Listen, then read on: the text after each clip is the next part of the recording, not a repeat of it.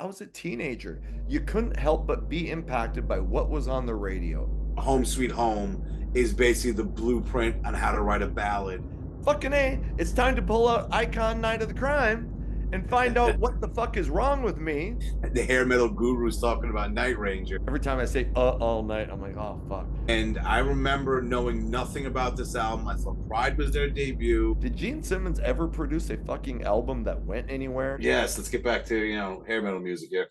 Uh, Like I used to tell my students when I was teaching, there's a reason that rap rhymes with crap. I was thinking of putting this on my list, and I don't want to see you cry, so I felt bad. I hate that fucking album title. Who calls their album Without Love? But you would think something like that, the summer of '85, would have been playing on radios at every beach across the country. Somebody's gonna be pissed that you did a live album, but fuck you. Yeah, MCA's a piece of shit. Let's just get that out of there. What a shit record company. You know, whether or not it's hair metal, and then you go off on a 15-minute fucking spiel that I gotta listen to. No one's gonna sit there and say Rat isn't hair metal. Like, nah, they kind of are. I hope I don't lose any subscribers because I have a couple albums in here, albums that I do love, but they aren't anywhere close to hair metal. Though, who's not raising the volume on Sister Christian? Come on. That Sirius XM Hair Nation should give Bryan and I a show. Mark this down in your calendar, folks. This is Guru's Jump the Shark episode right here. Oh, fuck, Guru. What did you do? Look, I came here to do two things: chew bubblegum and talk hair metal. And it looks like I'm almost out of bubblegum. Welcome to the Hair Metal Guru. My name is Anthony. They call me the Guru. And today, a great episode. We're talking about 1985 with my pal, Bryan from the Hairband Basement. Bryan, welcome back to the show. Thank you for having me on again, as always. And I know gotta you want to boost those promote numbers your up. shit, so tell Okay. everybody about your OnlyFans and Station Head. Yeah, well, he's my biggest customer, so he can give you more information on the customer side of it all. But yeah, I got my show on Station Head. Download the app, put in a Hairband Basement. You can hear the deepest of tracks, the rarest of bands, and the little known songs from the biggest named artists from before, during, and after the decade of decadence. So I don't play a single. So all the songs from this genre that you heard a million times, I avoid like the plague. So it's all just the deep cuts. Also, you can find me on X, formerly known as Twitter, at HB Basement. Always talking music there. And you can follow me on X at Hair Metal Guru. And do you ever wonder how long it took him to remember all that shit? That I big do it over and over. And tagline every that he time in the said. middle of it, I'm like, don't fuck this up. Don't fuck this up. Don't fuck this up. Yeah. Speaking of not fucking up, somebody commented on one of our last videos that Sirius XM Hair Nation should give Bryan and I a show. They said like a morning show. We were kind of thinking an afternoon show Yeah, because I'm not getting up at 5 in the morning to talk to you. No offense. yeah, I like to sleep in. So Yeah.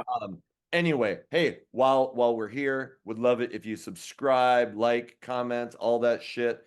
Really, the channel is growing by leaps and bounds. It's actually shocking to me. It just hit 2,400 subscribers.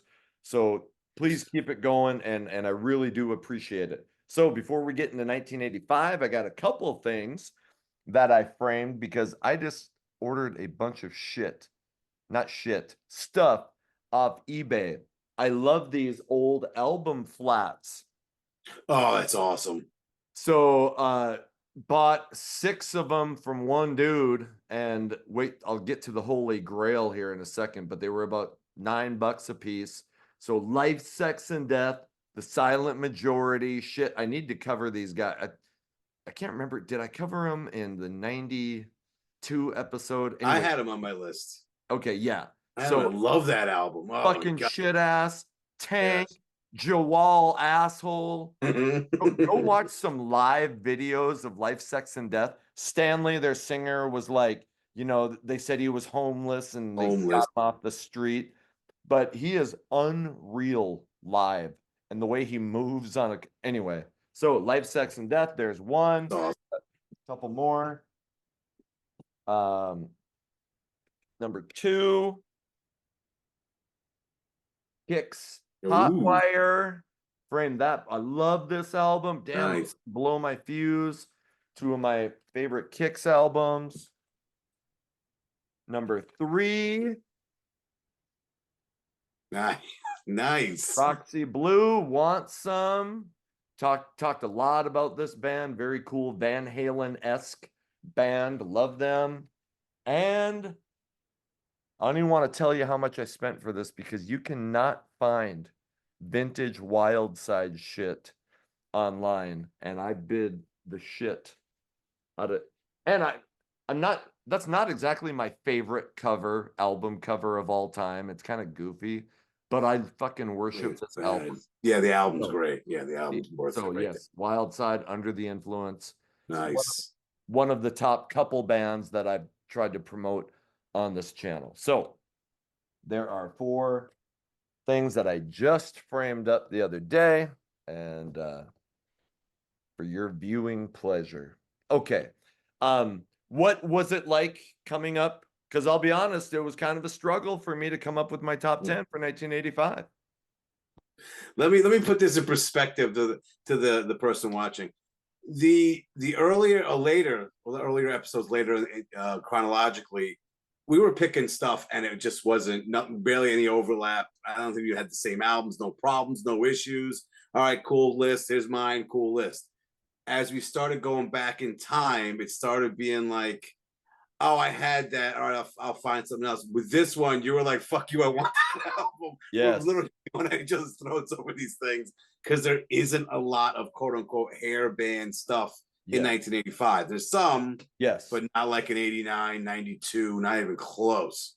Exactly. So I'm if you thought we were stretching the boundaries of what could be labeled hair metal in the past, I got some shit for you today that I hope I don't lose any subscribers because I have a couple albums in here, albums that I do love, but they aren't anywhere close to hair metal. So I've done that before with like AC/DC and shit, but man, some of these I'm like, even Bryan was like, dude, you might want to be careful with that one. So anyway, yeah, get ready, angry guy in his mom's basement, ready to say that hair metal. Yeah, you'll be right today. You'll be right today. Finally. You'll be right.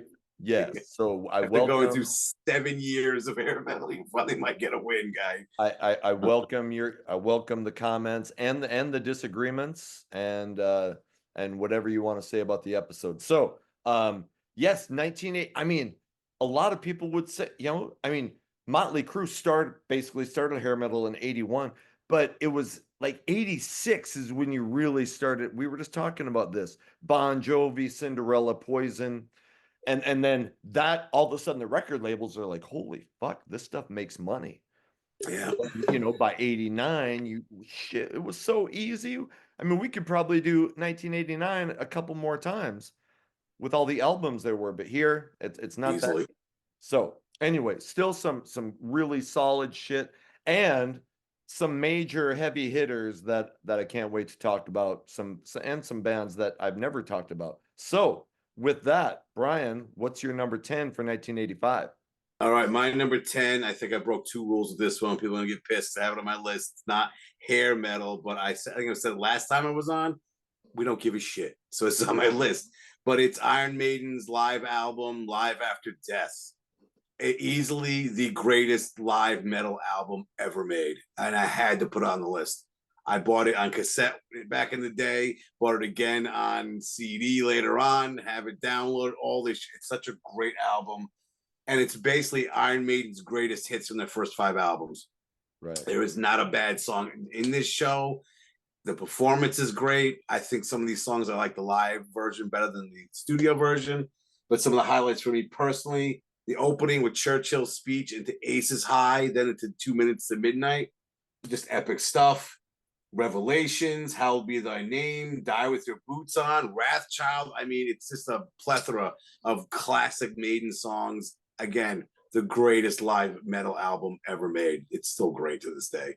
Obviously, he's never heard of Kiss Alive, so I have, and I'll stand by my statement. And I said metal album. You're right. And so I'm not the world's biggest Iron Maiden fan, but I'll be, when I hear like fucking love Run to the Hills, I love the hit on there. It's that I've heard, but I've never, and I probably should because I do love the hits. I've never ventured into, oh, I'm gonna go check out all the deep shit. I think I have like 3,000 CDs, and I probably have one Iron Maiden CD, and it was like a best of. Oof. So yeah, I know it's kind of embarrassing, but I would say listen to this one. It pretty much is a best of, but it's a live show. right, right. Just great So, stuff. yeah. So anyway, I should check it out. Um, I have all those magazines, and in Kerrang, that got like a full centerfold ad, like a 2-page ad for that. And Nice. so, obviously it was kind of a big deal. And Iron Maiden and fuck Iron Maiden still, geez. I mean, they're a band that Still live doing can it. still go out and play to 10, 15,000, and that's kind of weird because not a lot of bands can do that. Yeah. But I mean, Maiden, it's still they're doing it. and Still doing it 40 something years later. and I'll say so I sell, it's a little side business where I sell this shit just locally. I don't ship. I just, people come from Fargo, but Iron Maiden fans are fucking fanatical. Mm-hmm. And so when people find out, like if an Iron Maiden fan knows I have Iron Maiden, they're like, holy fuck, hold on to all that. So yeah. So anyway, yeah. And they consistently have great album covers. So you can Oh make all yeah. sorts of frame shit. It's great stuff. Right. Right. I mean, and Eddie is probably the greatest idea ever to help sell a band. That Mm-hmm. mascot, I mean, it's so identifiable. Even people who don't know a fucking Iron Maiden probably know Eddie. And you put him in every situation. The guy's been a World War II pilot. He went into the future. He had temples in Egypt built to him. He came from back from the grave. He killed people. Like he does everything. He does everything. Right. So, okay, great call. Somebody's gonna be pissed that you did a live album, but fuck you. No, I'm just kidding. Whatever. That wasn't in the rules. I had to put it on There there. are no rules. The first rule of Fight Club is that there are no rules. The first, I thought it was not to talk about it. yeah, okay, whatever. Shut up. Okay, number 10 is number 10 for me. This has to be the first time, and I damn near brought him up in an earlier episode because I think this is just one of those bands, and there's many, but probably never had a gold album. Always, just underneath the cusp, probably a band who could sell 2 to 400,000 copies of all their albums, but just never hit it big. But this was probably their biggest album. It's YNT, Down for the Count.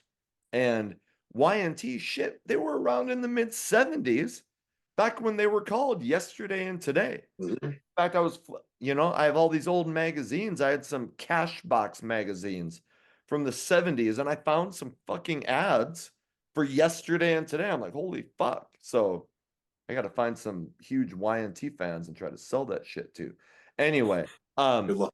most people, even if you're not a big YNT fan, know the big hit from this album, Summertime Girls and it was definitely YNT going a little more pop. Then they're early, they used to be a lot heavier. That you could tell they were trying to get some singles on the radio. Summertime Girls ended up on the movie. Fuck, it was with the guy who he played in Top Gun, not Maverick, Val Kilmer, where he plays Real Genius. One of my favorite is like he's a genius. Oh my god, if you've never seen Real Genius, go watch that fucking movie. I was here for a second this morning. You didn't straighten up the place, did you? No. Good, because all my filth is in alphabetical order. This, for example, was under H for toy. What is it? This? It's a penis stretcher. You want to try it? No. I'm kidding. It's yet another in a long series of diversions in an attempt to avoid responsibility. Anyway, it's hilarious. But Summertime Girls is on there. There's another song, All American Boy. Mm-hmm. It's so poppy, it's almost kind of embarrassing in a way. But again, I know it was in some movie soundtracks. It screams 80s pop rock, but it is catchy as shit. Then there's 2 more songs, Anytime at All, and then Anything for the Money is really a balls out rocker. And it was like they said, hey, we're going really pop on this album, but we got to give the heavy fans something too. So Anything for the Money. So, and there is a shit cover of Your Mama Don't Dance. I don't know why if fucking YNT and Poison people feel the need to cover this song. I didn't like it when Poison did it either, so that's shit. But overall, this is a really catchy, sometimes heavy metal, sometimes really pop rock album. It's YNT. They come in at number 10. Yeah, and you're right. They tried to go commercial. Yep. And yes, I'm surprised Summertime Girls wasn't a bigger hit. Yeah. That's probably is their most well-known song, but you would think something like that, the summer of '85, would have been playing on radios at every beach across the country. It's one I of will those say that video is cheesy as shit. They are on '85 was beach. part of the Oh, and every video was cheesy back then, but yeah. shit, that thing was going for new levels of cheesy. So Trying to outdo Kraft with fucking shit. oh, But my yeah, God. it's one of those bands that, like you said, just under the radar, never really broke big and never didn't say they didn't go anywhere, but never. I mean, they have a decent following, a cult following, but they never just exploded with with the song like "Summertime Girls." I don't think it was ever going to happen. Yeah, that was their shot. But they put out a ton of albums. Yeah, I know they're still fucking. I mean, I think it's just Dave Meniketti, the singer, is probably the only original left. So they still play some shows. But they were putting out albums in the 90s. Dave Meniketti put out some solo shit. They put out an album or two like within the last 10 years. I probably didn't listen to it. Now I feel kind of bad. But they're underground. They get a lot of respect in some parts of the metal community. So yeah, totally. Right. Yep. Let's move on to your number 9. My number 9. I think my career. All right, this one I kind of had to put on here. It's not their best album, but when I explain it, you know why it's here. It's Theater of Pain by Motley Crue. Yeah. And I'm gonna say this: I didn't like the cover of "Smoke in the Boys' Room," but it was big. And I mean, "Home Sweet Home" is basically the blueprint on how to write a ballad that every band did after this. It was just, you had that. Record companies literally would tell acts, "Where's the ballad? Go back and write a ballad." Yep. But I mean, it's not one of my favorites. I think this is when cocaine really starts taking over and writing songs for them. But there are some decent songs, like "Louder Than Hell's" a good one. Yep. "Keep Your Eye on the Money," "Tonight We Need a Lover." Those songs sound like they could have been on "Shout at the Devil." Yes. A lot of the other stuff, a lot of filler. Just a lot of filler. But yeah, that one song, "Home Sweet Home," that's why it's on the list. I wouldn't put it on now in these days to listen to, but it's still a good song. Oh yeah. But yeah, it like I said, it set the blueprints on what a hair metal ballad would be for the next 7-8 years. And we all know I fucking love ballads, so go ahead. I make me sissy, but whatever. Yeah, so "Keep Your Eye on the Money" and "Tonight We Need a Lover." Is it "Tonight" or "We Need a Lover Tonight"? "Tonight," and then in parentheses, "We Need a Lover." I never got that. Yeah. Bands did so that. Those are two solid songs. Yeah. And you had, and so I think I had steered people wrong before. I had said Nikki Sixx said without the 2 hits that Girls, Girls, Girls would have died. I think he was talking about Theater of Pain. If you don't have "Home Sweet Home" and "Smoking in the Boys' Room," that album probably doesn't, it's probably a huge failure. Yeah. And I think just off "Home Sweet Home" itself put that album on the map. Yeah. Just that one song. The rest is like, there's a few good ones, but other ones are just duds. Right. And the look they had at that time was just terrible too. Yeah. I just didn't like that look. What's his face? Who's the one with the referee outfit? Was that Nikki Sixx? It's like, what are you doing? Oh yeah. Stupid. Right. Really, the Devil's Ice Cream Man. Not gonna. The only person who really pulled off the pretty boy look for Motley Crue was Vince back in the day. So the leather and biker look on "Girls, Girls, Girls" was much better for that band. Yes, definitely. So the first couple of albums, what they had going, I get it. Totally. Sure, I get that. But Shout at the Devil, that was cool, but Theater of Pain went a little bit in left field. But yeah, it was just, I don't know what they're thinking. Who came up with that idea? sold 4 million copies. So It did, but off that Up one for song. sale. I'm telling you, it's that one song that did. right. Okay, let's move on to my number 9. Okay, and in these earlier years when there's not as much to pick from, there's albums that are gonna have a lot of filler. There's gonna be some great shit, and like you were saying, Theater of Pain had filler. Well, my number 9 is the album Love by the Cult, and we just talked about you had Electric because you stole it from me the other day. You had Electric on, and that was a great album. Mhm. There's a lot of filler on Love, but there are 3 really solid moments, and Love has what I think is my favorite Cult song of all time, and She Sells Sanctuary.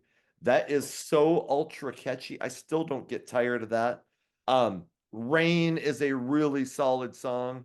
Revolution is decent.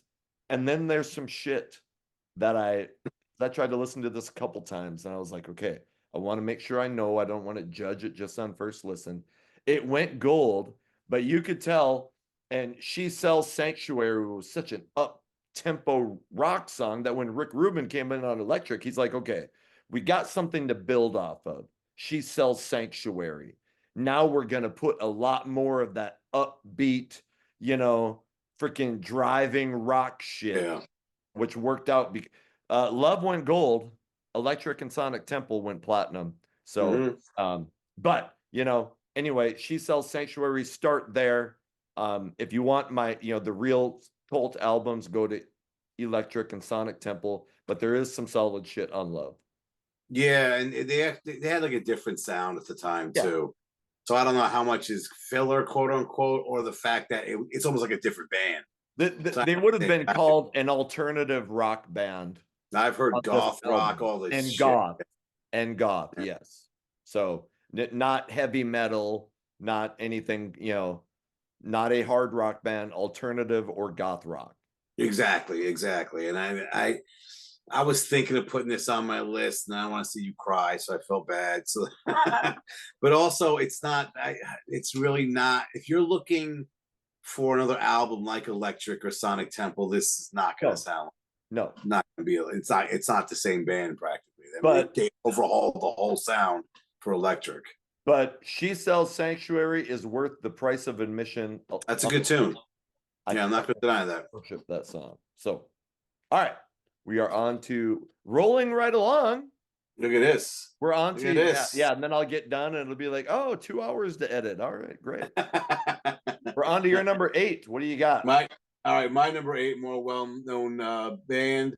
It's 78 Fahrenheit by Bon Jovi. And I mean, In and Out of Love is probably the big song off of it. But then you had King of the Mountain, The Price of Love, Always Run to You, Tokyo Road. Some good stuff on it, but like it's almost weird. The first 2 albums are almost forgotten because how big Slippery When Wet was. Yep.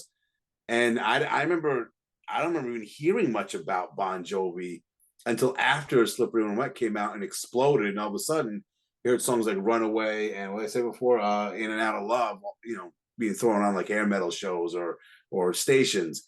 But it's a solid album. Yeah. A little more, and I think a lot of these bands are like this. The keyboards are way more dominant than in the later albums. And I think that was an ongoing theme with a lot of these bands in 85, where you're coming out how keyboards were big in the early 80s and they're still kind of phasing out, where by the end of the 80s, these bands really weren't using a lot of keyboards. Yep. So you had some bands that had keyboardists, but for the most part, it's a solid album. Not my favorite, but yeah, you can definitely hear the elements of John Bon Jovi going into this quote unquote glam period of his career. Right. And so this kind of reminds me of when Def Leppard had Pyromania and Pyromania blew up. They started putting ads out that would talk about High and Dry. Yeah. Try to sell that. Well, when Slippery blew up, you started having ads for Slippery, but that were also pumping 7,800 degrees Fahrenheit, because that album, compared to it probably went gold at some point, but it was kind of considered a failure because it didn't have a hit like Runaway was on the debut. Yes. I mean, Runaway was a fairly big hit. It was the only real hit off the debut, but there were some solid rock songs on 7,800 Degrees Fahrenheit, but nothing that blew up on radio, maybe some minor radio play. But you're right. You can hear there's some catchy shit, and you can kind of Yeah. go, okay, I see in the future good shit happening, and then Slippery comes out, and Bon Jovi's, one of the top 2 or 3 biggest bands in the world. Yeah, that the same kind of thing happened to Whitesnake when the '87 album blew Yep. up. All of a sudden, sales of Slide It In started going through the roof. Yes. And I want to say it can't remember if it reached gold or platinum because after Yeah. the '87 album came out. Everyone's going back in older stuff by them. Yep. And that the one, especially with Sykes on it, sounds closer to what Whitesnake was in '87. The original version of the '84 album before that, it was a blues influenced rock band. I love the stuff. I think it's Right. great. But yeah, it wasn't the same thing. All of a sudden people buying the older stuff because they want more of this popular band. But yeah, same with these guys. Because these, again, I don't remember really hearing a lot about the first 2 albums until after Slippery and Wet just became huge, and all of a sudden everyone's buying these old albums. So I watched the Bon Jovi documentary probably a month ago, and that kind of made me go, now I want to go listen to some of that older shit. Mm-hmm. I mean, it was a really good documentary, hear the beginnings of the band, so I went back and revisited the debut and 7,800 Degrees Fahrenheit. And, I like having those on. I mean, Slippery and New Jersey, I fucking love. And I mean, they were massive hits, so that helps. But, 7,800, good solid album. So, all right, let's move on to my number 8. Number 8? Fuck. Yeah. Okay. Number 8. Well, you just talked about one of this band's albums in a recent episode, and I'm now going to talk about their second album. I'm talking about Keel, The Right to Rock. And this is kind of so it's their second album, but Gene Simmons produced it. And so when I was doing a little bit of research, when I was doing a little bit of research, at least if you can trust the almighty Wikipedia, they only had 3 songs written when they went to the studio. So Gene Simmons gets a writing credit on 3 songs because they took 3 Gene Simmons demos and turned them into Keel songs. Then you get a Rolling Stones cover, and then you get like a song that was on their first album that they rewrote to fit on the second album. So when you hear that, I'm thinking this album sounds like a shit show, right? But The Right to Rock is that song is still a balls out scorcher, and Ron Keel sounds like a fucking machine on that thing. I love his vocals on that song, super catchy. Then the Rolling Stones cover of Let's Spend the Night Together is real. So here's the 2 highlights on this album. Well, I never, Mark Ferrari always got a lot of credit as being a super guitar player. I listened to this album and I understand why. Because there are some super heavy parts and some super catchy fucking riffs on these songs. So Mark Ferrari and then Ron Keel, his voice is just powerful. I mean, if you've heard The Right to Rock, you know what I'm saying. So easier said than done. Another solid song. The Rolling Stones cover. There's now I can't remember the name of it. I didn't write it down. There's a song where I'm like, holy fuck, this almost sounds like it's like speed metal. Some of that guitar riffing on there. So I know what you're talking about. I can't remember the name either. Yeah. So anyway, it comes, there's some filler, there's some stuff that was like really heavy, but I'm like, it's just not grabbing me. But there's 3, maybe 4 songs that I think most metal fans can get into, and which is led by The Right to Rock. Yeah, it's like an anthem. It's that type of song. How that wasn't big. Yeah. Who knows? I mean, Keel should have been a bigger band. I just don't understand how that just didn't happen for them.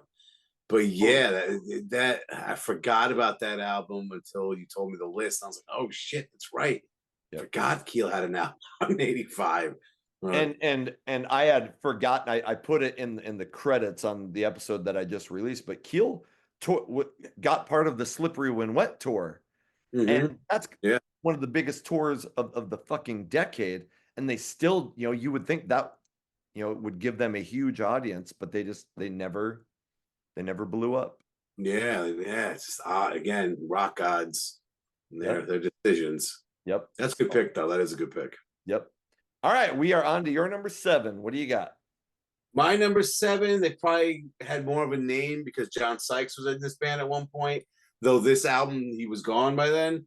It's Tigers of Pantang, The Wreck Age. I hate that title for the album. Oh my God. Right. It's just terrible. But they broke up because they had issues with MCA, then got back together. I think during all that nonsense, that's when John Sykes left. He was in Thin Lizzy and eventually Whitesnake. Yep. But MCA wanted them to do more covers because they did. The fuck was the song? Was it now?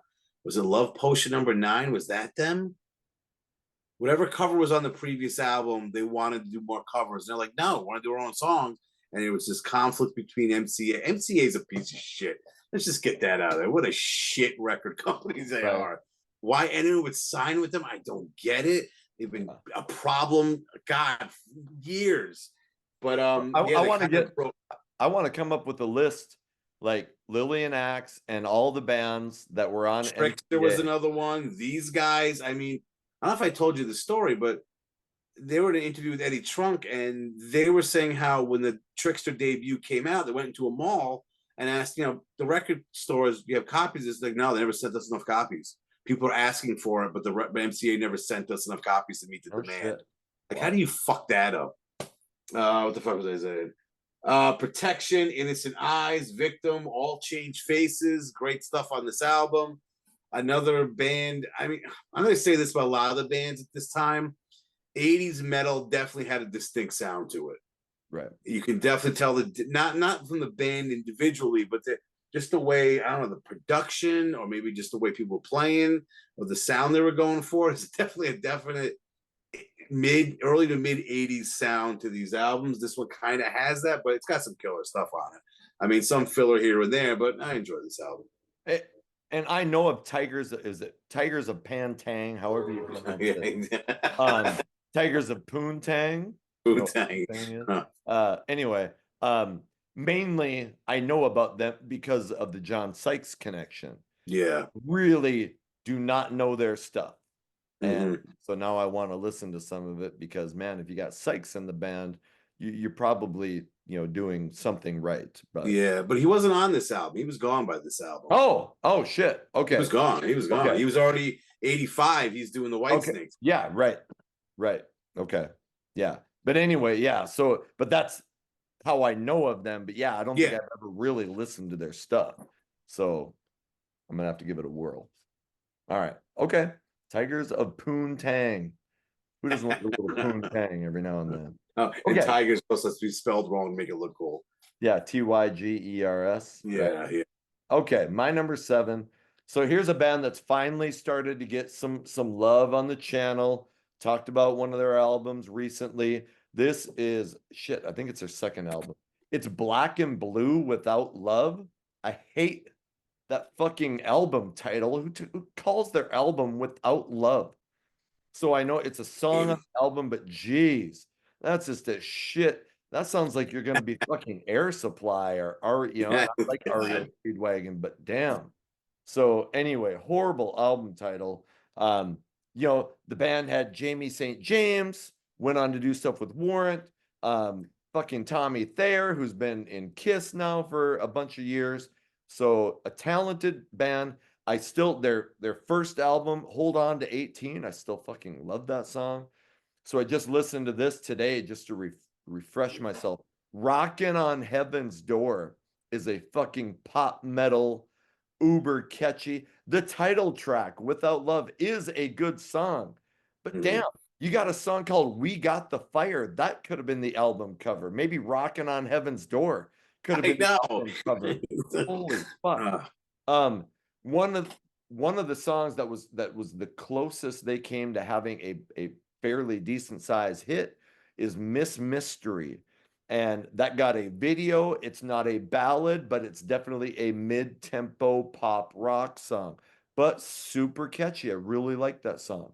And then they have a cover of Aerosmith's Same Old Song and Dance.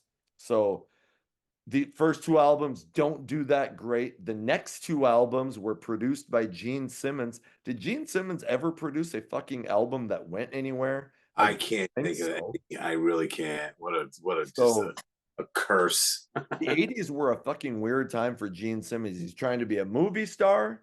He opened his own record label. He produced bands, and not a damn one of those ventures ever became a hit. No.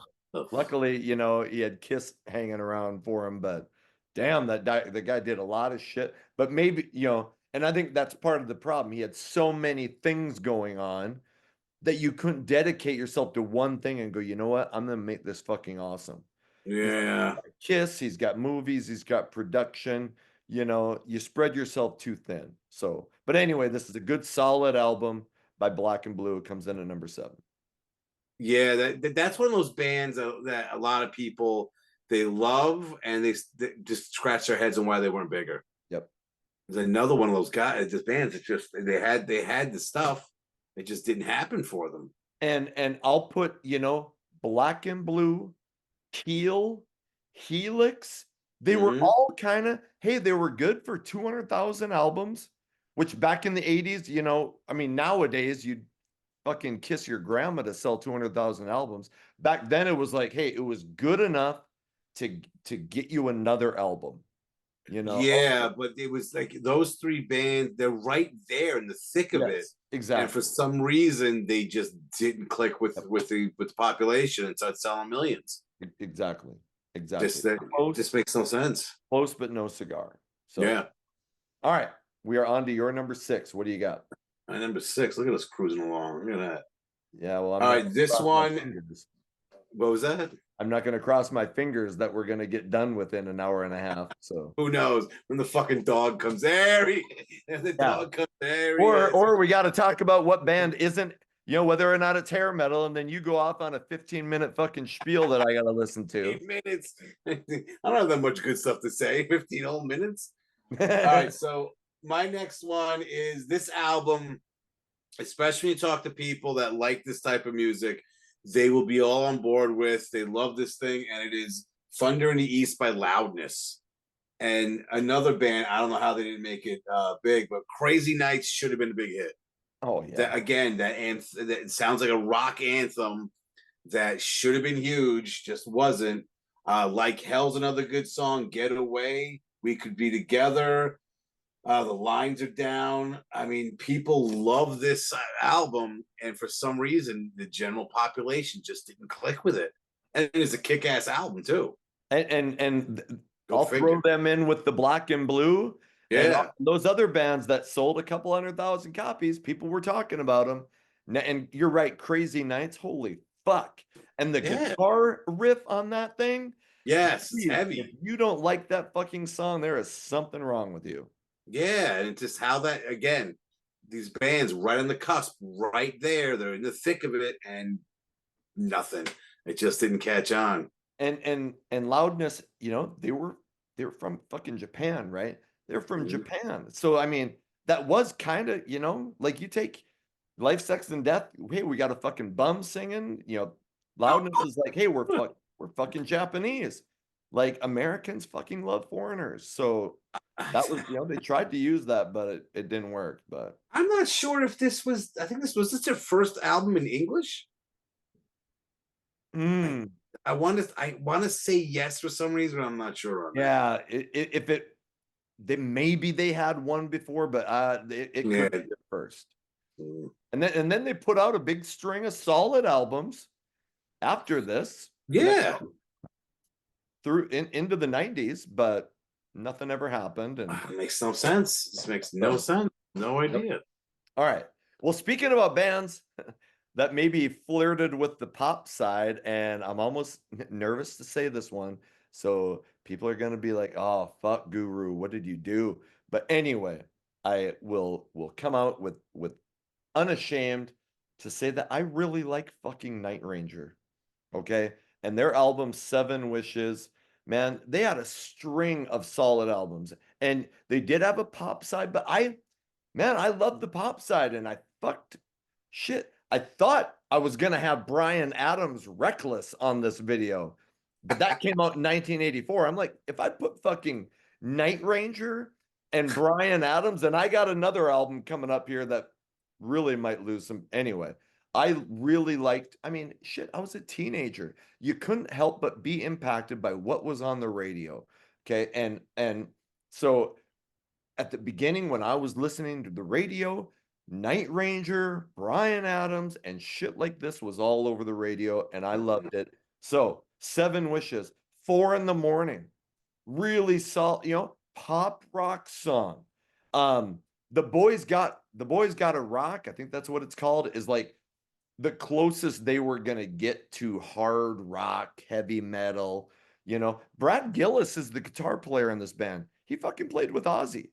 So, and most Good people player. say he's a fucking great player. Now, there was a ballad called Sentimental Street that I fucking love ballads, and I loved Sister Christian. I love Sentimental Street, and then there's a song at the end called Goodbye that was also a hit, kind of a ballad, kind of a mid-tempo song. Anyway, Kelly Keegy, the drummer, sang. Jack Blades, who later was with Damn Yankees, sang and played bass. They had Brad Gillis on guitar. This is a talented band. And, for what they did, which was pop, rock, hard rock, they did it really well. They had a string of platinum albums. This went platinum, so I'm not afraid to say it. I really like Night Ranger. It comes in at number 6. All right, everyone at home, on the count of 3, say it with me. 1, 2, 3. Night Ranger isn't hair metal. And I get why people would say that. Yeah, no, but yeah, Night Ranger is a huge band though. Shit, yes. And they're definitely talented as all hell. Yep. Unbelievably talented. Yep. I think that also shows how difficult it is to put these lists together as we go farther back in time. They throw a Night Ranger on. I mean, your next album was Like a Virgin by Madonna. So there you go. Yep. And Air Supply is coming up. Air Supply, there you go. And what did Homer call it? Wuss rock. Inspiration. Wuss rock. Yeah. So, but you're right. You're right. When you get into these years, there's not, you're getting into like the extreme beginnings of hair metal. There's a lot of bands that you would say, and Night Ranger is probably on the outskirts. There are probably people who consider him on the outskirts of hair metal. Some people would say they don't belong in this list, but whatever, we've always put in bands. So when I title this episode, I probably won't say hair metal. I'll probably say hair metal and rock albums of 1985. Hair metal with 3 question marks. So I mean, not for nothing, Night Ranger's put out some rockin' tunes though. Shit, yes. I want to say, what was the name of the album that came out about 10 years ago, maybe more? Oh, Night in California, something with California. Somewhere in California. Somewhere in California, thank you. Yep. And the song Lay It On Me, that's a kick-ass rock tune. Shit, yes. It sounds like anything else you would hear from like the late 80s, early 90s. So they can do it. You Can Still Rock in America. Yep. Don't Tell Me You Love Me. I mean, they did rock, but they also did the freaking pop shit, and it worked for them for a while. So, yeah. And guaranteed, there are probably going to be some people who are like, dude, Night Ranger. But I bet there are some people in the comments that are like, fuck, I can't believe you talked about Night Ranger. That's awesome. So, we get all you hope comments. Hey, we just appreciate people who watch and comment. So, I mean, I'm not going to sit here and get all, pissy about the fact you're having the hair metal gurus talking about Night Ranger, because there are some songs that I've played on. I think I played Lay It On Me on my show. It's a heavy rock tune, which would fit into any of this stuff. Yep. But they also have that image of being really poppy and commercial. Though, who's not raising the volume on Sister Christian? Come on. Fuck. Everyone's fucking doing that. Yeah. Everyone's doing that, and they're thinking of the scene from Boogie Nights. They try and get the cocaine from the guy, and that one dude just throwing firecrackers for some reason. Shit. These 2 coked up addicts looking for more blow, and just that guy throwing firecrackers at him. Yeah. Holy shit. That's an epic scene in movie history. Yeah. All right. Partially because of that song. We're at your number 5. My number 5, yeah. and it's the first full-length album by Stryper, Soldiers Under God's Command. And I like Stryper. I think this is a good album. The title track is good. Together Forever, The Rock That Makes Me Roll. First Love is a good ballad. I'm not going to even deny that. And Reach Out is just a great song. I mean, yeah, a lot of songs about Jesus. That's the thing. I get it. And the cover, they look like a bunch of bees with guns. All right, whatever. But still, Stryper's a solid band that should get more credit than what they do than the Jesus band. I don't understand why, like, singing about Satan and the devil is cool, but if you sing about Jesus, all of a sudden it's not. I mean, Right. Stryper can fucking, they have some heavy tunes. Shit. Cares what it's about, but I always like this album. It's a great album. So I was never the biggest Stryper fan. I liked To Hell with the Devil. Fucking love that song, To Hell with the Devil. But I thought the same, you know, there's bands who fucking worship Satan. There's bands who are sing all about sex because they're into sex, you know, and if you're fucking, you know, if you're all about Jesus and you know, and I consider myself to be a Christian, you know, but I'm also, you know, I like to fuck around, but you know, hey, do whatever your music, you know, whatever you feel like your music has to be. So there's room for it all. I don't, you know, bands that want to, you know, talk about fucking violence and all that, you know, I'm like, hey, we have freedom of speech, so you do what you think you got to do. So Yeah, I mean, listen to More Than a Man of Shout the Devil. That fucking riff is heavy as hell. And yeah, it's about Jesus, whatever, but who cares? Like, what? yeah, yeah. And a lot of their shit, you can't, it just sounds like good, positive rock. I mean, Yeah, you know, like I I think if you gave somebody a Stryper album, they never listened to Stryper. If you didn't tell them, hey, this is a Christian rock band, after a few listens, they might go, oh, hey, there's some God stuff in. But they would probably just be like, wow, that's a really heavy rock band. That's a cool yeah, rock band.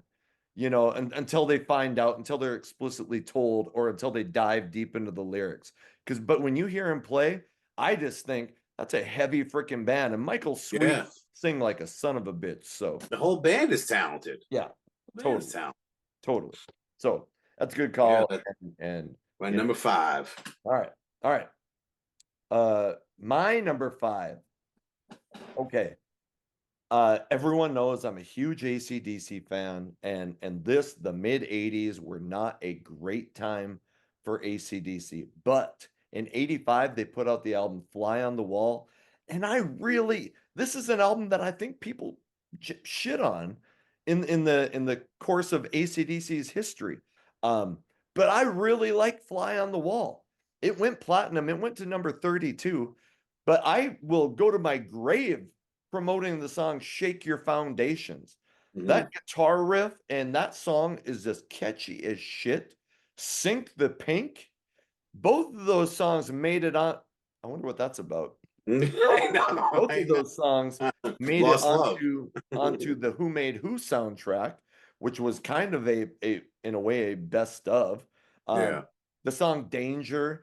It's so this album was a little bit harder and a little bit rawer than For Those About to Rock and Flick of the Switch. They were like kind of like, hey, we got to go back to what we used to do. So some people don't like it, but you know, there's at least 4 songs on that album that will give to anybody and say, hey, tell me these songs aren't solid AC/DC. Is there some filler? Yes, there's some filler. Yeah. But you know, AC/DC is my band, and you know, even bad AC/DC to me is still pretty good. Yeah, it's better than most stuff out there.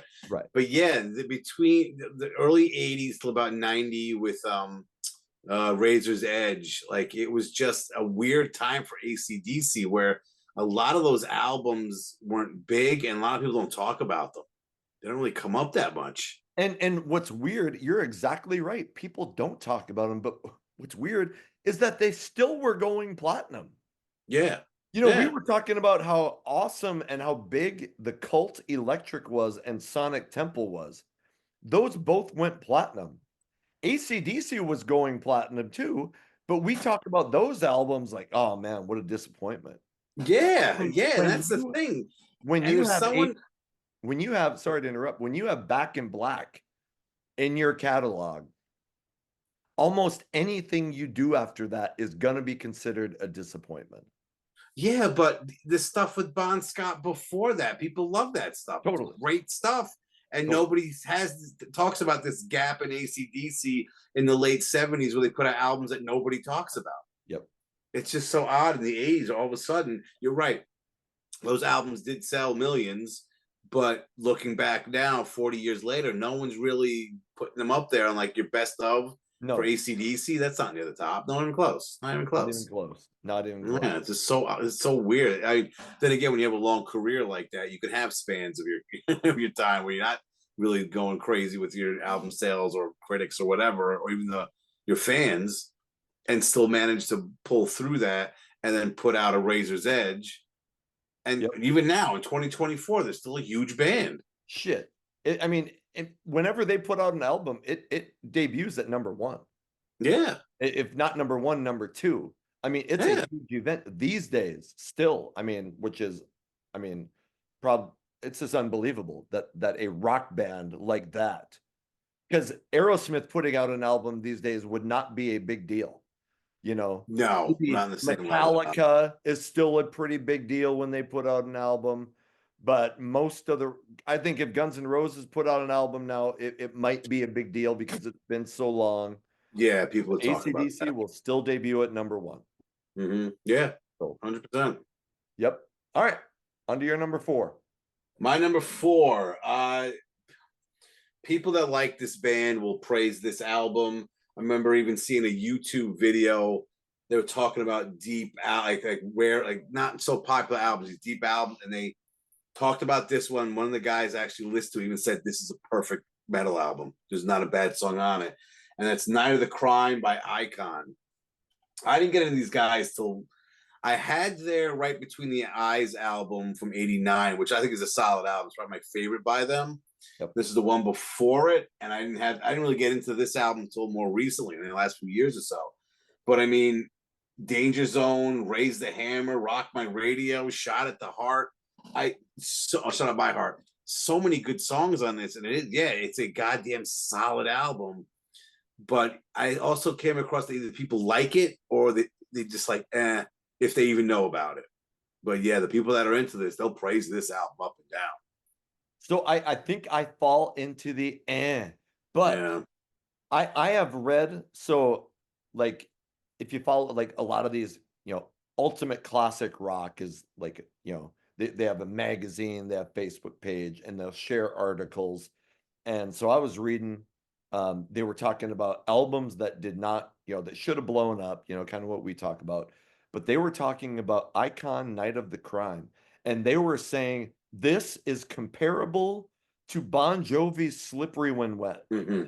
This should have been an album like that. It is, and they're full of hooky, catchy, hard rock, so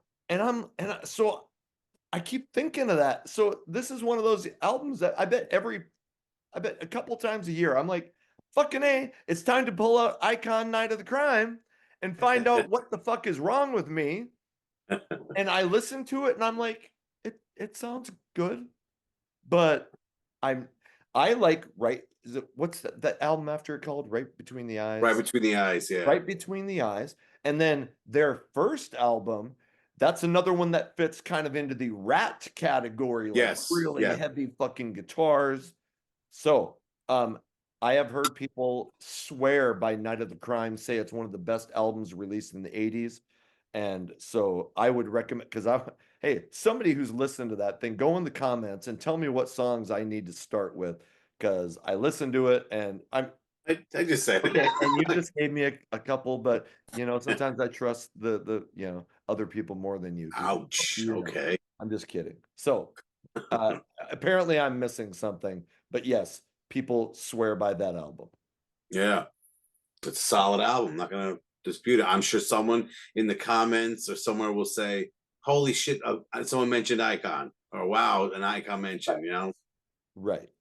Okay. But you're right. It's one of those bands, again, Rock gods didn't look down upon these guys favorably and just didn't. I also think the singer left after this album. Yes. Or when it was done. It was something weird where he bailed on the band and it was like, oh shit, what do we do? I don't know what album. It may have been, this was a different singer than the first. So I'm not sure, but I know there was a singer change. Could be right. In the 8 for this band. You know, yeah. I don't know if it was on Right Between the Eyes or if it was on Night of the Crime, but there was a singer change. I don't remember. Yeah. Okay. All right. Now I'm going to talk about an album that I'm sure some people are going to love it and some people are going to be just disgusted that I would Strap in, kids. this, but god dang it. You could not go anywhere in fucking 1985, 86 without hearing the Outfield song, Your Love. Remember? Josie's on a vacation. I mean, even now, so I taught for the last 12 years. And when there was downtime or maybe, you know, at the end of class, when there was free time, you know, kids would say, oh, play some music. And I'd turn that song on.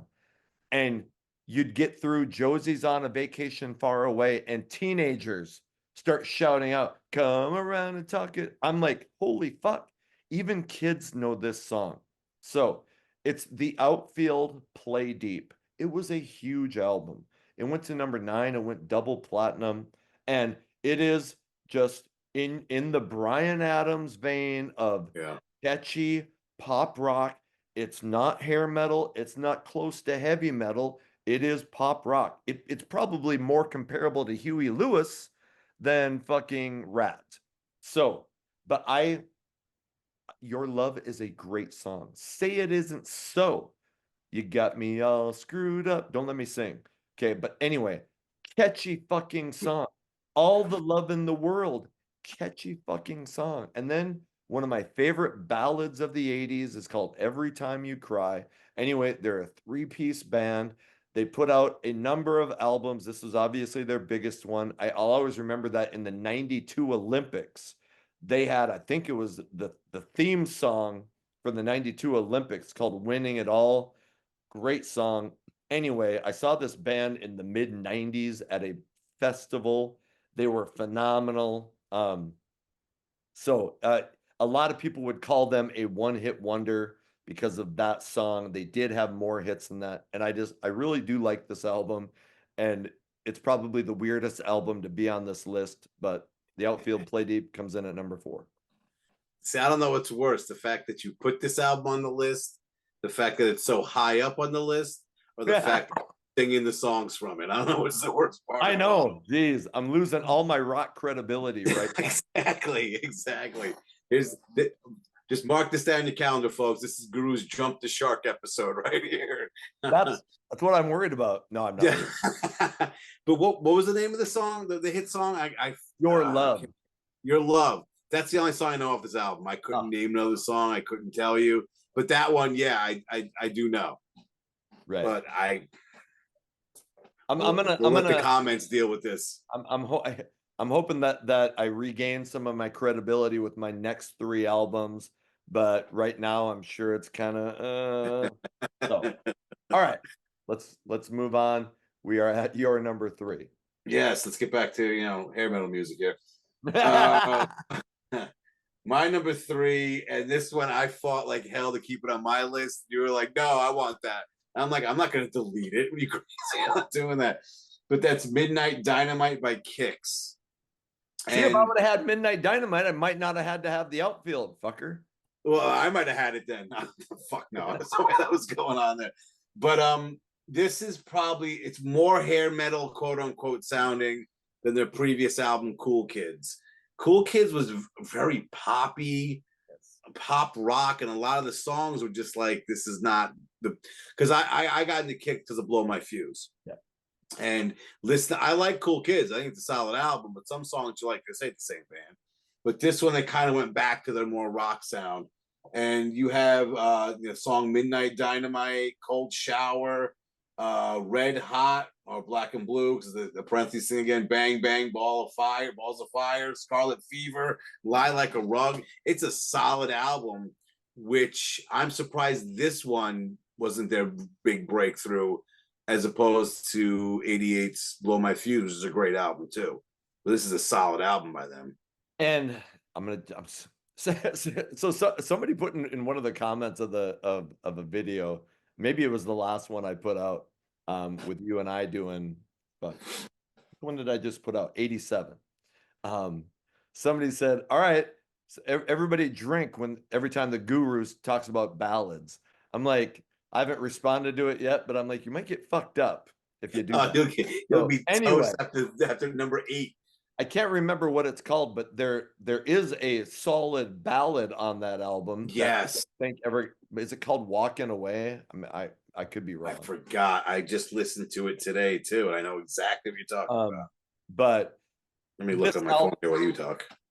This album is like the precursor. You're like, okay, hey, this band has potential, and then it got realized on Blow My Fuse. And unfortunately, you know, Hotwire, which came out after that, should have been just like Blow My Fuse. But yeah, you talking about Walking Away? Walking Away, yes. Yeah. A solid, you know, and shit. I mean, we talked when we talked about Blow My Fuse that the record label wasn't even going to release "Don't Close Your Eyes" until the Great White's manager was like, "You guys, you got a fucking hit song." He heard him play it live. So I don't know, you know, what happened with Walking Away. I don't think it was released as a single. You know, I think, you know, Kix seems like a band that got fucked over by a record company that just didn't know how to handle them. Weren't they on Atlantic? I'm not I sure. think they might have been on Atlantic for some reason. I'm thinking Atlantic. I think you might be right, but yeah, probably could find out if I looked at that album flat. But this song has a lot of catchy tunes on it. Totally. Just doesn't how like I mean they made up for it in the next album, but still this thing I remember even getting, like I said, when I was in high school I would buy an album I saw usually on MTV at Headbangers Ball, saw oh shit what's the name of the song, Cold Blood, which I still love that tune. Now I gotta buy this, bought it on CD, and then once you get into a band I would buy all the previous albums. And this one I'm like, I never heard of these guys before. What the hell? I mean, the earlier stuff, like I said, more pop rock, kind of, especially Cool Kids. But this, I would put almost up there as Blow My Fuse. There's a lot of solid songs on this one. Cool Kids is definitely, that's, you know, when you listen to that, it's hard to imagine that being the band that puts out Blow My Fuse. Yes, but of course. On this one, you get an idea of, oh, okay, I see where we're going. Yep. Even their debut, you can kind of see that they would put something Blow My Fuse. I think they came out in 81, so it's got like a different sound to it because it's 7 years removed, but still, songs like Local Emotion and Get Your Monkeys Out from Cool Kids, it's like, this is real like bubblegum pop kind of stuff. Like, what are you guys doing? Then again, it was 83. Yeah. And back then, shit, everybody was just trying to figure out what worked. Yeah. You know? It was like, hey, well, let's try this for a little while. You know, it was such a weird time. I mean, look at all the bands like, you know, Kiss doing The Elder, and you know, I mean, bands were like, fuck it, we'll go disco. We'll you know. So all right. Okay. My number 3. Okay, I'm hoping to earn back some of my street cred here, but damn it, I'm just, you got to be honest with the people who watch your shit. I love me some fucking pop rock, and if you knew some, and I love fucking punk rock, and I love heavy metal, and I love all sorts of, but I don't like rap. Like I used to tell my students when I was teaching, there's a reason that rap rhymes with crap. Okay, all right. So my number one 3, time getting in trouble where I wrote rap on the board, and I go, "You have rap, right?" And it's like, "Yeah." I go, "Well, it's missing one thing, the C," and I drew the C in front of it. Man, were they pissed? Yeah. Yep. Yeah. Okay. So my number 3 should get me back in the good graces of people who like their fucking rock heavy and hard. It's Wasp with The Last Command. And this is their second album. And I'll tell you what I don't like about it first.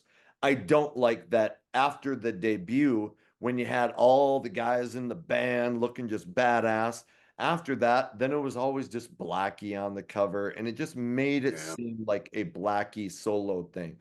So I'm sure, you know, I know Chris Holmes had a lot to do with the music, but I just, I like bands. And I don't like, like nowadays, like now the new Bon Jovi, which I haven't listened to, but it's just John on the cover. Back in the 80s, it seemed like everybody was on equal footing, in the band. So I didn't like that Blackie just kind of commanded everything after that. But whatever, it's his band. So The Last Command went to number 49 on Billboard, went gold. Ball Crusher, Jack Action, Wild Child, and Blind in Texas got some radio play. And I've just always said this about Wasp. You knew you were gonna get fucking greasy, grimy, disgusting hard rock from that band. You weren't gonna get fucking love songs and ballads. You were gonna get torture songs and songs that made you think that they were gonna have sex with goats or something. But they were a band that they were never gonna. I wonder if they ever had a platinum album. This album I went gold. I think they went gold quite a bit. Maybe they had a platinum album. I'm not sure. maybe Headless Children. Maybe. So I need No, to no. check on, maybe could the debut have gone platinum? I don't know, but they were always, one of those bands that were gonna go gold. They weren't gonna have a big, huge ballad. They did have on this album a pretty cool cover of Mountains, Mississippi Queen. I love that Mhm. guitar riff in that song. And I think fucking Chris Holmes, I think his guitar tone and his riffs were always underrated. Even now that dude's like overseas, he puts out solo albums and he sings on them and he sings like shit, but the guitars are always fucking awesome. So Last Command comes in at number 3. That's a good pick right there. Yeah, that's a good one. If you didn't have it, I was definitely going to put it on mine. Yeah. But yeah, I never really was a big Wasp fan back in the day.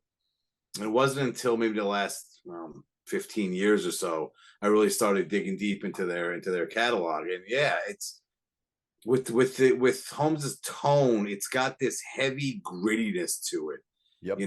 It's not fucking around. It's out there, it's in your face, and all the songs are like that too. That's just Wasp in a nutshell. It's a band. Yeah, they're not holding back anything. You're right. It's not about sappy love ballads with No. Wasp. Not close. No. I mean, shit. On one of their tours, they had like they would put like a nun on stage, and Blackie would have like this fucking thing coming out of his crotch, and it was like with the razor blades, and he would like. Anyway, I mean, Wasp was always about challenging the status quo. Yeah, yeah. In the 80s, I was never listening to Wasp because you were never hearing, at least where I was at in like around Fargo, you weren't getting Wasp shit on the radio. I mean, Mhm. you were getting like the pop hits, which is probably why I have the outfield on my fucking list.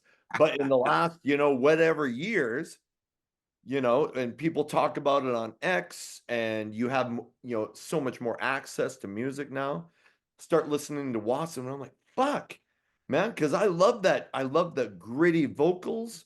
I think he's got a powerful voice. I love that Yeah. sleazy guitar tone.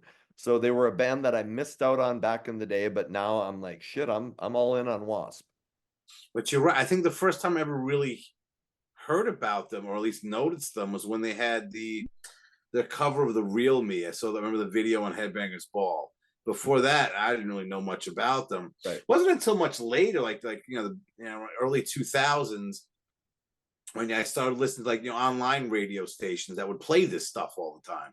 And I was thinking, Wasp was one of the bands that would always come up, and it was like, shit, where were these guys when I was younger? Like, I really didn't get into them, like I said, until more recently. There's a guy on X and on YouTube called Razor Fist, and I love his shit. He sometimes gets political, but he talks a lot about music. He writes like fucking comic books and shit. He's probably 10 years younger than we are. He's probably in his early 40s, but he put out he puts out this series called Metal Mythos, where he talks about the careers of these bands. He did an Alice Cooper one recently that was over 2 hours, and they are fucking awesome. Well, he did one on Wasp. Talks about the whole career all the way up until modern day. And so if you're into Wasp and you want to know more about the history and shit, go find Razor Fist, Metal Mythos on Wasp, and you'll find out a lot about the band. But anyway, yeah, band that I've grown to love in the last 10 years, and I think underrated in the grand scheme of 80s hard rock slash hair Yeah, metal. I would agree with that. And again, it's one of those bands that didn't sell platinum records, but everyone knows about them. Yep, yep. Yeah.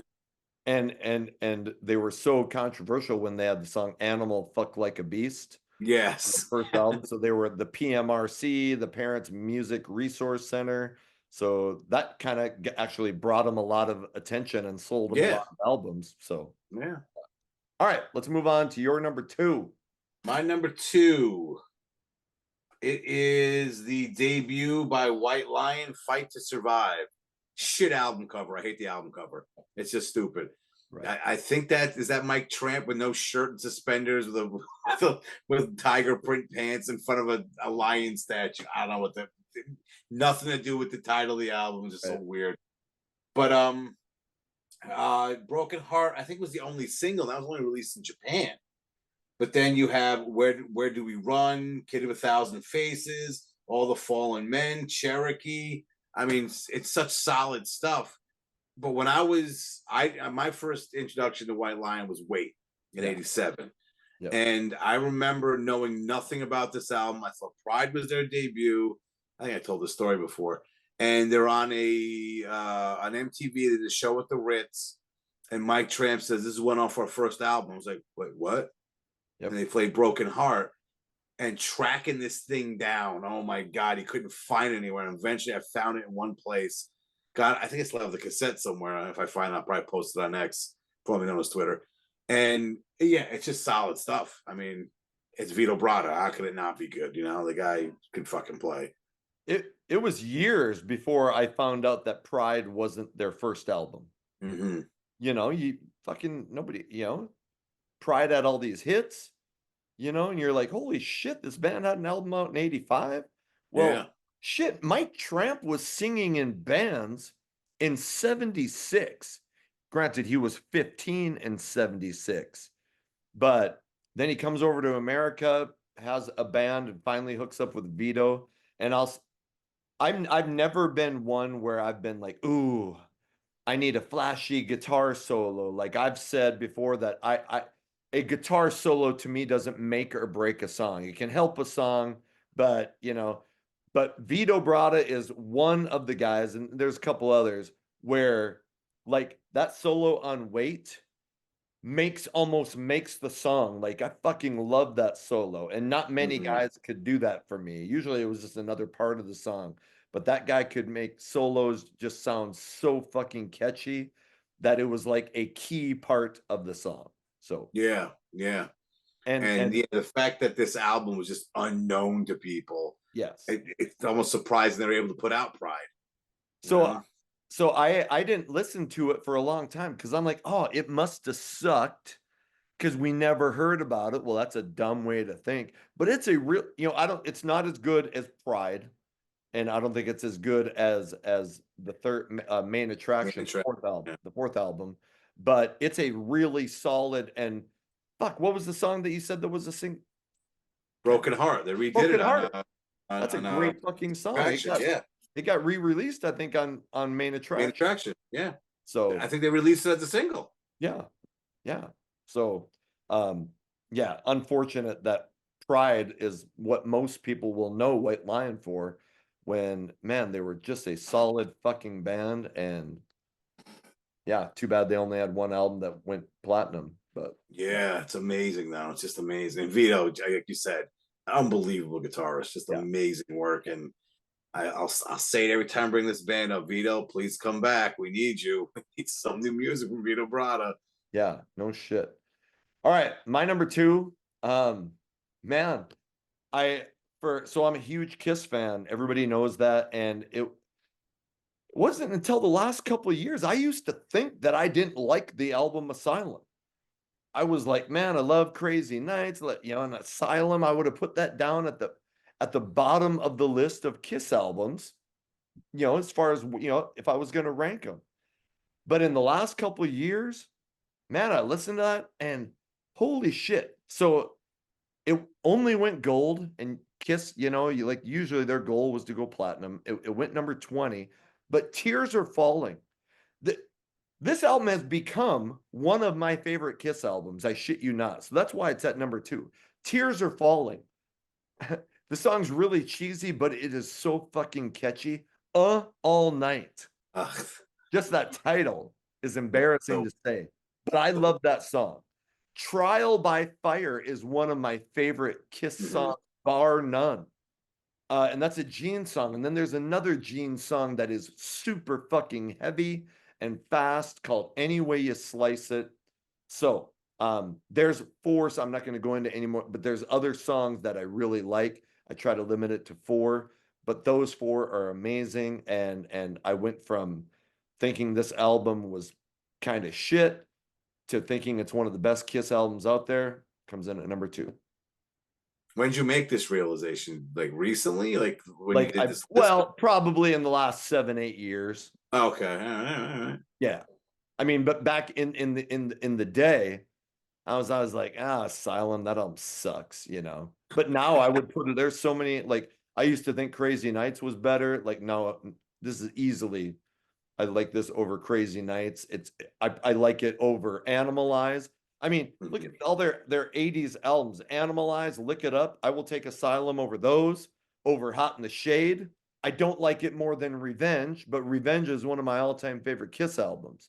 Yeah. So Asylum could be in my top 2 non-makeup Kiss albums. Wow. Yeah. That album cover stinks though. Ugh, Yeah, that so album cover is stupid. They're all just wearing different color lipstick. Yeah, it's just so. But again, in almost like AC/DC, that span between like early 80s to late 80s, they're trying to find where they can fit in and doing different things. And you all right? What are you doing? What's going on here? I'm gonna turn on some fucking lights and shed some light on the situation. No, keep going. Keep going. But yeah, it's like it's one of those forgotten albums again. Either people say it sucks or they don't bring it up at all. Totally. So totally. Same thing like Fly on the Wall. It just doesn't come up that much. Totally. And I think most people know Tears Are Falling. Yeah. But you know, that was the main hit on the album. But man, when you dig deeper, like to me, and every time I say all night, I'm like, oh fuck.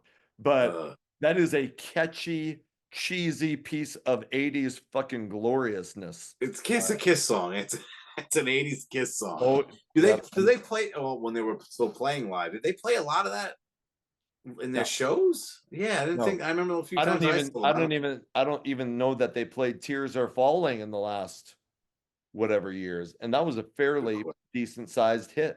They played Lift It Up, they played Heaven's on Fire. I don't think anything off this album. Wow. But I could be wrong, you know, but you know, they would play Crazy Nights. Yeah. They played pretty religiously, but I don't know if they played anything off Asylum. Interesting. Must be nice having a long enough career with a bunch of albums where you're just like, we're not going to play anything off this album ever again. Yes. Still sell out coliseums and stadiums. Hell yes. Hell yes. All right. We're on to your number 1.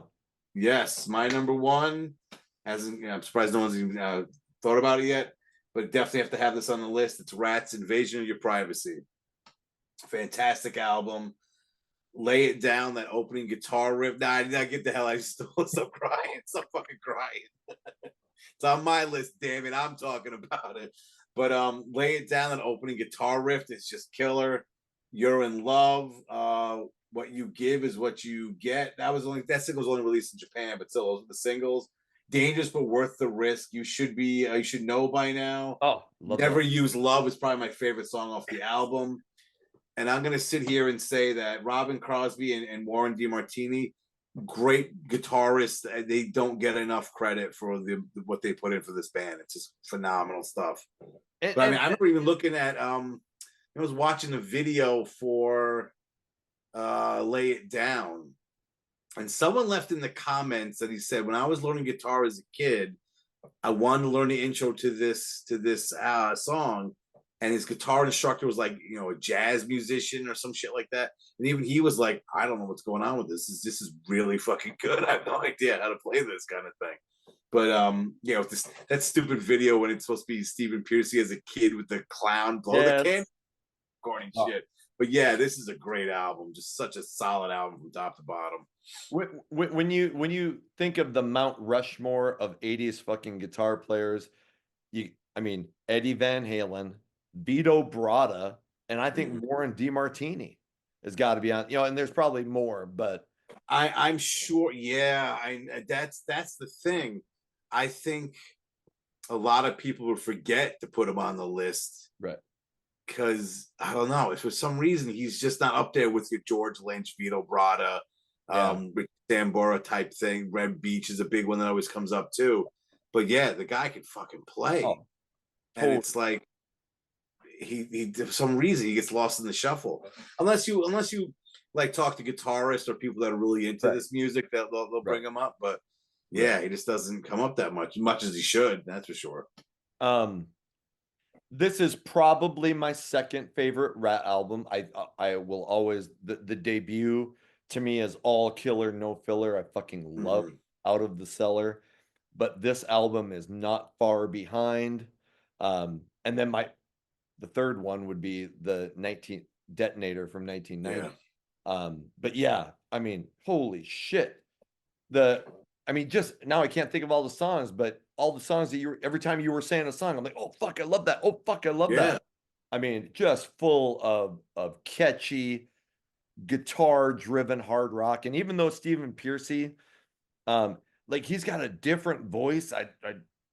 I've seen some recent videos. He kind of struggles live, but on record, I love that his gritty vocals, man. So yeah. And this is one of those bands that no one's gonna sit there and say Rat isn't hair metal. Like, nah, they kind of are. This is the examples of hair metal. There are pictures right there. And you're welcome for me letting you take that one. Oh, stop, please! I'm just so I could have my number. I got my list out quicker than you. How do you know? I didn't even give you my list. All right. Yeah, exactly. Because I already had my list. Bitch about it. Oh, I want this. Can I have this? It's unfair. Wah.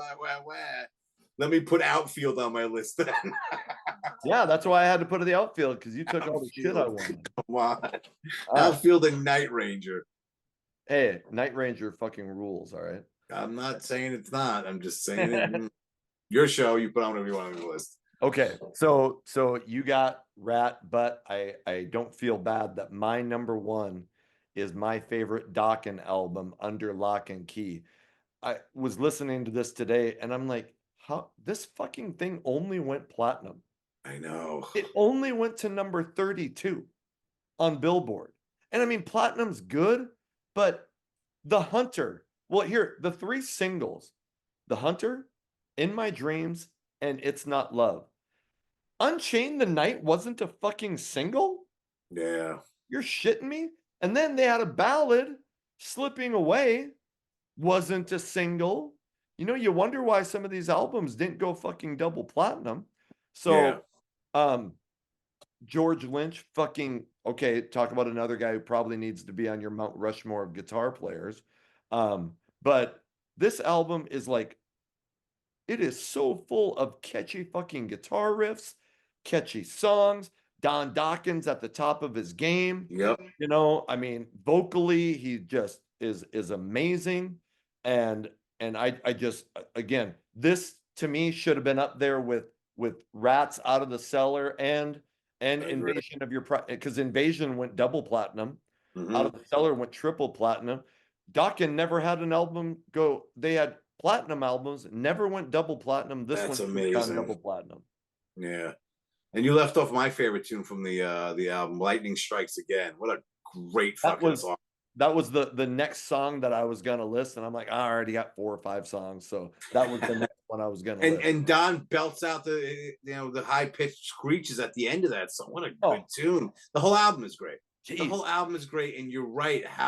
And this is one of those bands that everybody knows about. It's not like it's a helix or a keel where they're kind of right there. They were on the forefront of this, and every hairband show, fucking YouTube channel, radio station, they're always playing Dokken, and somehow they never made it big. There's the dog. There you go. So, You hey, know, Ridley, all right, Riley, what the fuck his this name is is. Ridley, and so today is Wednesday, the 3rd of July. On the 5th, I am bringing Ridley back to the farm and bringing Charlie back home. So, Wow, that went fast. Ridley, you've been a good girl, but what I've discovered is different about Ridley and Charlie is Ridley gets car sick. I used to bring Charlie everywhere, so I'm like, well, I'll bring Ridley everywhere, and Ridley has puked in my car like 4 times. So I'm done fucking giving Ridley rides. You gonna bother? Charlie You're gonna gets slow theirs down a little bit, push him out the window. Ah, yeah, and I'm like, you start seeing that, ooh, ooh, and you're like, oh, wait. Oh, Here we go. God. That's right. Yeah, because you're very naughty. Okay. That's right. Yeah. Was it Ridley? Right? What the fuck is his name again? You're always like Ridley, Reggie, I can't remember this dumb dog's name. Riley. It's Riley. Riley? Ridley. Ridley. So long, Ridley. Don't let the door hit you with a good split you. Yeah. Everybody seems to love Charlie. Ridley's kind of an unsung hero. Yeah, Ridley's got a, she's in Charlie's shadow. Yeah. So like, you can't, it's the way it is. So I am excited to get Charlie back legitimately, and Ridley has been fun to have, I guess. So okay. Yeah, so I mean, yeah, Dokken, and shoot, when we get into Tooth and Nail, I'm sure that album will show up. I mean, man, they were just on fire in the 80s. And I really liked Don Dokken's Up From the Ashes solo album. Yeah. And they put out, and I respect the shit out of Dokken because they're still fucking releasing albums. I hate it. When their last one came out last year? What, Heaven Comes Down? Yeah, like last year. Last year? Was that last year? So I just saw on X, formerly known as Twitter, someone say that Don's not able to perform some show, and then we get someone else to sing for him. And I responded, I said, so wait, Don Dokken's not going to sing Dokken's show, so pay for a ticket to see Dokken. So I saw him back in the day. It was it was Sebastian Bach, Don Dokken, and Poison. And Don Dokken came out like a rock star. Like, he had this strut as he was coming out, just being like, yeah, I've been doing this for a long time. This is how it's done, kind of thing. And but this is at least 10 years, probably more than 10 years since I saw him. So I've heard so many stories about his voice not being the same, not what it was. Someone said Jeff Pilson should sing Dokken instead of him. He's got a better voice. It is what it is. I saw him last year, and I'll be honest, we left after a couple songs. It was just vocally, he was singing everything. So, and I'm, like, I get it. Like, probably 70 years old or in his 60s. So I understand, but it's just, it's hard for me, and I'm not one of those guys who says quit. Hey, if people want to pay and go see them, yeah, go for it. Go. And the music is awesome, but it's hard for me to hear those guys and have it sound. So, I did. So I said, I shared something on X. I said, is Dokken turning into the next Foreigner? Band with the original members, but now something has been shared where it said that Don will be singing on all scheduled Dokken shows. Mm-hmm. There won't be a replacement vocalist. So, does he still have his former lawyer playing guitar for him? John Levin. Is that his name? He was. I think it's John Levin, and I think he was like a lawyer and threads on guitar too. Yeah, the guy was great when I saw him live. Yeah. So, but anyway, I love acts that are like, hey, we're a fucking rock band. We're not just gonna go out and play live and play shit. I want to still make music. Yeah, I get that. So I salute Dokken for doing that. Stephen Pearcy has been another one that has put out, when he's not putting out Rat albums, which has been a while, but puts out a lot of solo albums. Mm-hmm. So, still putting shit out. So that's cool. So That is 1985.